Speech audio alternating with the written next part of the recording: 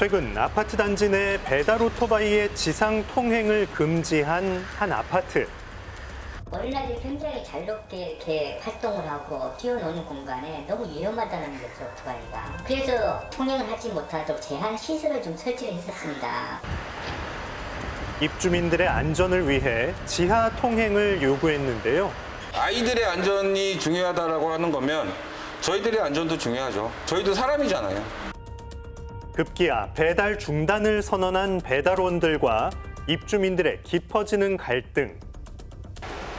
대체 어떻게 된 일인지 사건과 사람들에서 취재했습니다. 배달 오토바이의 지상 출입을 막기 위해 아파트 단지 곳곳에는 주행을 막는 시설물이 설치돼 있는데요. 여러 가지 인사사고와 또 그런 애완견들이 다치는 사고들이 계속 발생을 해서 저희가 이제 완전히 차단할 수밖에 없는 조치를 할 수밖에 없는 그런 상황이 된 거죠.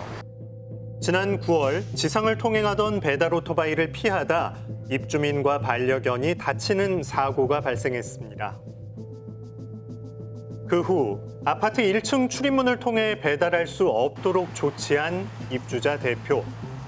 여기서는 이제 경비실만 호출이 됩니다. 그래서 이제 외부 손님들이나 오시는 분들은 다 경비실을 경유해서 통행을 하고 있고요. 사실 저희도 이게 불편해요. 하지만 저희도 불편을 감내하고 이렇게 배달 오토바이 하시는 분들에게 이렇게 지하로 다니시도록 좀 이렇게 말씀을 드리고 있는 겁니다. 지상이 아닌 지하를 이용하라는 아파트. 해당 아파트는 설계상 지상에는 차량이 통행할 수 없기 때문이라는데요. 산책을 하다 보면 거기서 오토바이가 튀어나와요. 오토바이가 다니면 안 되는 길조차도 자기들의 지름길로 이용하고 있으니까 그냥 무법지대 같았어요. 저희 아이가 지금 4살이에요. 근데 만약에 라이더 분들이 와서 되게 빠른 속도로 가게 되면 그런 애들은 정말 속수무책이 없다는 거죠.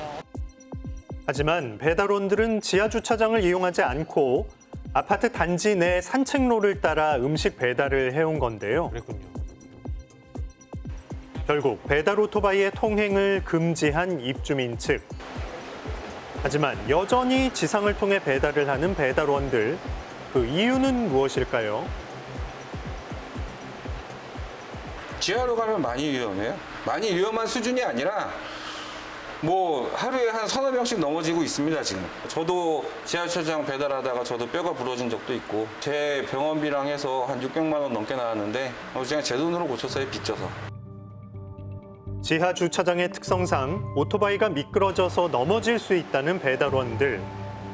각자의 안전을 위해 입주민과 배달원의 주장이 첨예하게 대립하는 상황입니다. 9월 10일 날 지상에서 세대 호출 기능을 우리가 제안을 했고 그 이후에 정식 연합회 공문으로 우리 아파트에 보낸 것은 26일부터 하지 않겠다. 지상 통행을 막은 해당 아파트에 대해 배달 거부 입장을 밝혀온 배달원들. 약 180명의 배달원이 여기에 동참했습니다. 지하 주차장으로의 통행을 하지 않겠다라고 하는 것은 배달 시간 단축을 하겠다는 것이잖아요. 지하 주차장으로 진입하는 것과 지상으로 가는 것과의 시간 차이는 거의 없다. 단 어디에서 차이가 발생되느냐. 지상으로는 화단, 보행로, 어린이 놀이터 할 것 없이 오토바이로 얼마든지 다닐 수가 있으니까 이렇게 나는 운행을 하겠다라고 하는 것밖에는 아니라는 것이죠. 배달원의 주장처럼 지하 주차장을 이용하는 것이 위험할까요? 차단기가 원래는 이제 이만큼 있었는데 오토바이가 지나갈 수 있도록 다 이만큼 저희가 거리를 이렇게 넓혀 놓은 거거든요. 오토바이 통행을 위해 차단기 사이 폭을 넓힌 아파트 입주자 측. 입주자 대표는 오토바이가 지하 주차장을 이용할 수 있도록 대책을 마련했다고 주장합니다.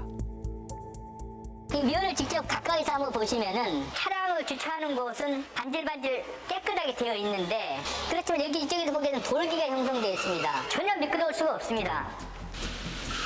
배달원들의 입장을 고려해 우천시에는 오토바이의 지상 출입까지 허용했습니다. 네. 제가 위험하지 않도록 여러 가지 조치를 다 했습니다. 예를 들면 이중 주차된 주차들을 다 강력하게 조치하고 또 비 올 때는 또 1층을 또 통행하시도록 배려를 다 해드렸어요. 그런데도 이제 불구하고 이제 좀 위험하다 이렇게 말씀하시는 거고.